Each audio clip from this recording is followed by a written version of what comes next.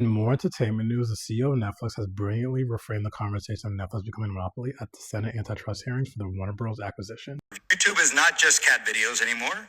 YouTube is TV. If you look at streaming alone, YouTube is the number one platform for viewing time.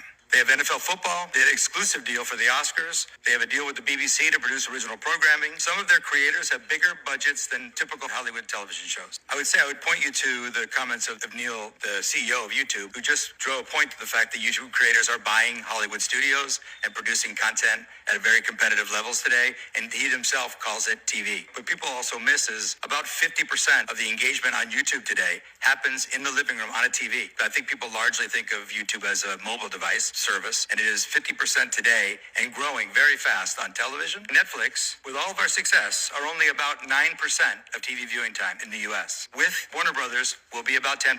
When we talk about competing for the viewer's attention, competing for the ad dollars, competing for the subscription dollars, it's all the same pool of content and all the same pool of viewers. CEO of Netflix comparing Netflix to YouTube and repositioning the conversation was very brilliant. The reason why I think this positioning was brilliant because when a lot of people have these conversations of Netflix acquiring Warner Bros. Discovery, they're comparing Netflix to platforms such as Disney Plus, Paramount. They're forgetting how expansive this media landscape and streaming landscape really is. While I do understand the very legitimate fears associated with this deal, I'd rather have this deal go to Netflix than Paramount. There's so much at stake for the culture in this particular moment. Remember when David Zaslav became the CEO of Warner Bros. Discovery and the immediate changes that happened at HBO Max as a result, such as LGBT programming being not only canceled, but being removed from the platform entirely. Legendary was canceled and removed from the platform. So was the LGBT teen drama generation. And sometimes having the conversation of the lesser of two evils or the lesser of evils can feel reductive. But I think in this particular case, it's just different because there's so much at stake. My sister was the executive producer of a documentary about a trans icon called I'm Your Venus. I'm Your Venus celebrates the life and legacy of a transgender icon named Venus Extravaganza. And Netflix picked up this documentary. In addition to picking up a project with the film